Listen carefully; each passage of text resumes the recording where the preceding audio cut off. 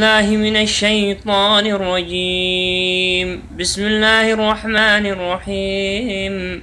ألف لام ميم.